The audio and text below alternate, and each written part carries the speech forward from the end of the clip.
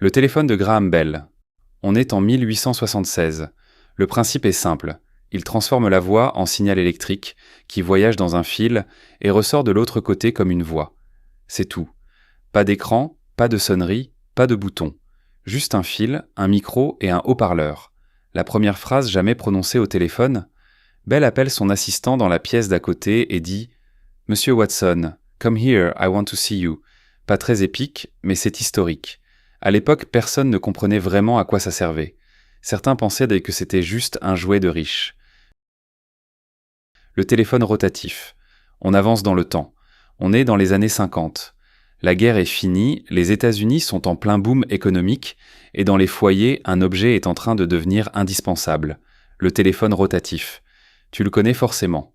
Ce gros truc noir posé sur une table avec un cadran qu'on fait tourner pour composer un numéro. Un tour de cadran par chiffre. Pour appeler le 9, tu tires le cadran jusqu'au bout et tu attends qu'il revienne. Lentement.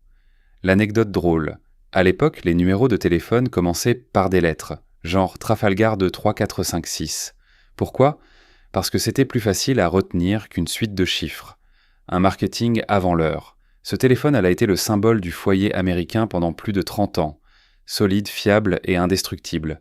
On est loin du smartphone qui se fissure si tu le regardes de travers. Le Motorola Dynatac, la brique. Et là, quelqu'un a une idée de génie ou de folie, c'est selon. Et si on rendait le téléphone portable ?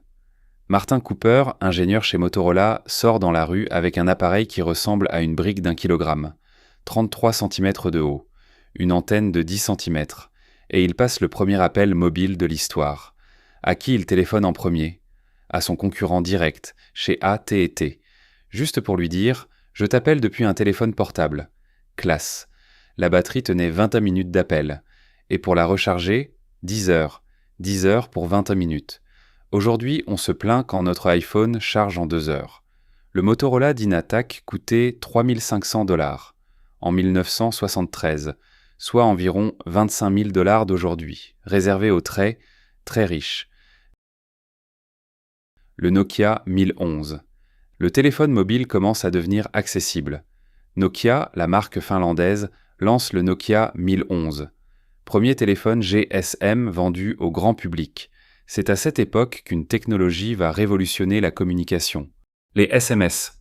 Le premier SMS de l'histoire a été envoyé le 3 décembre 1992. Le message « Merry Christmas ». Simple, efficace. Au début, personne n'utilisait les SMS. Les opérateurs les proposaient gratuitement parce qu'ils pensaient que personne n'en voulait. Erreur monumentale. En quelques années, les gens envoient des milliards de SMS par jour. C'est aussi à cette époque qu'apparaissent les premières sonneries personnalisables. On pouvait enfin avoir sa propre musique comme sonnerie. Révolutionnaire pour l'époque. 2000. Le Nokia 3310. Le téléphone indestructible. On arrive à une légende. Nokia lance le 3310. Et ce téléphone devient le téléphone le plus vendu de toute l'histoire. Plus de 126 millions d'unités. 126 millions. Il était petit, léger, avec une batterie qui tenait une semaine. Une semaine. Il avait Snake, ce petit jeu avec un serpent qu'on faisait grandir. Des heures et des heures de jeu dans les transports. Et surtout, il était indestructible. Il y a des dizaines de vidéos sur Internet de gens qui jettent leur 3310 du 10e étage, qui le passent au four, qui roulent dessus en voiture, et il survit. Le téléphone survit. C'est devenu un mème Internet. Nokia était tellement dominant à l'époque que personne ne les voyait tomber. Et pourtant... 2007. L'iPhone, première génération. Tout change. 9 janvier 2007. Steve Jobs monte sur scène. Il dit une phrase qui va rentrer dans l'histoire. « Today, Apple is going to reinvent the phone ». Et il avait raison.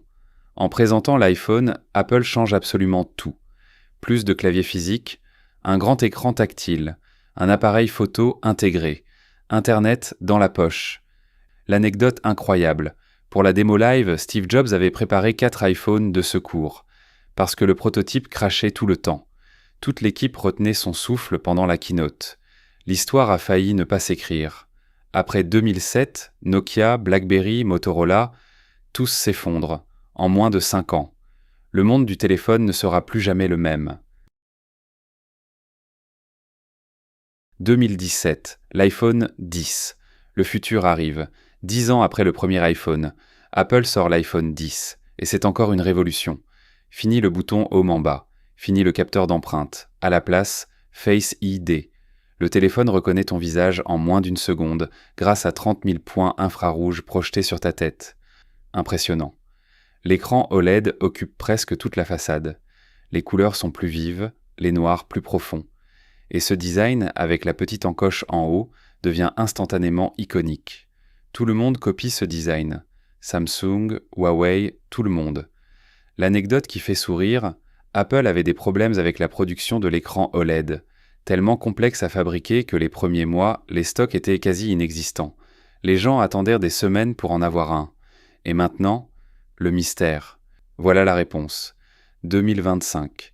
L'iPhone Pro Max. Et franchement, si tu montres ça à Graham Bell, l'inventeur du téléphone en 1876, il pense que tu es un sorcier. Un écran de 6,9 pouces. Une puce A18 Pro, la plus rapide jamais mise dans un smartphone. Un appareil photo de 48 mégapixels avec zoom optique 5 fois. La possibilité de filmer en 4K Dolby Vision.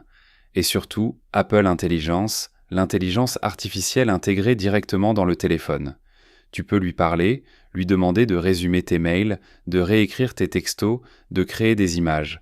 Le téléphone comprend le contexte de ce que tu fais et anticipe ce dont tu as besoin. En 150 ans, on est passé d'un fil et d'une voix à un ordinateur de poche plus puissant que les serveurs qui envoyaient des fusées sur la Lune. J'ai mis un petit quiz juste en dessous de la vidéo, je te donne le défi d'avoir 8 sur 8. Bonne chance.